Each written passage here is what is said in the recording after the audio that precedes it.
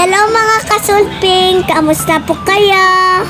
Samahan niyo po ako bumili ng babaunin ko sa school.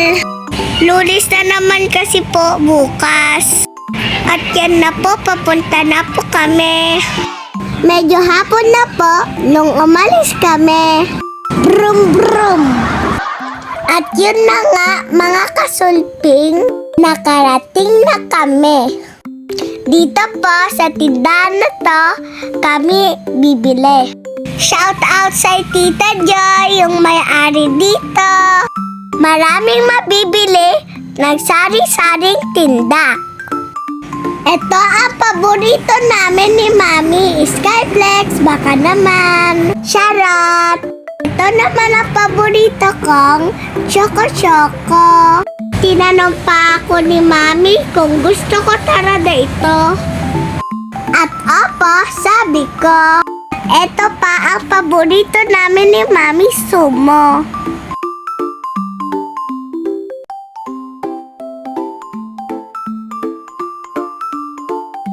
At yan na nga, babayadan na namin ang aming pinamili. Pauwi na sana kami pero nakita ko yung 7-Eleven. Pumasok kami para tumingin ng paborito kong merienda. At yan na nga, nakita ko yung donut. Kayo din ba, kakulit? Gusto nyo din ba ng donut? Thank you, Mami, sa libre mo. At yan na nga, nilabas ni Mami yung donut para makapili ako. Siyempre, yung pinili ko, yung gusto ko. Masaya-saya ko mga kasulping.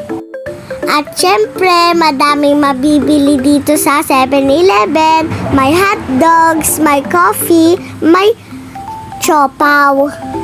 At dahil sulping ako, napindot ko yung coffee. Huwag yung gagayahin mga kasulping. Buti na lang taga-rescue si Daddy. Kung hindi, mapapagalitan talaga ako. Sorry po.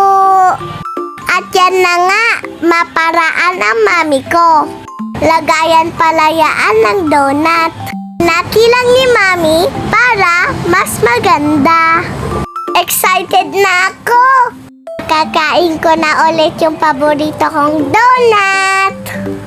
Mr. Donut, maka naman. Charot. Itsura parang masarap na. Akin na Mami, dali. Gustong-gusto ko na talaga kainin yung donut.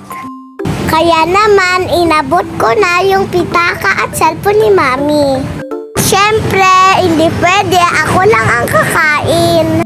Mamimili din sila ng kakainin nilang siopaw.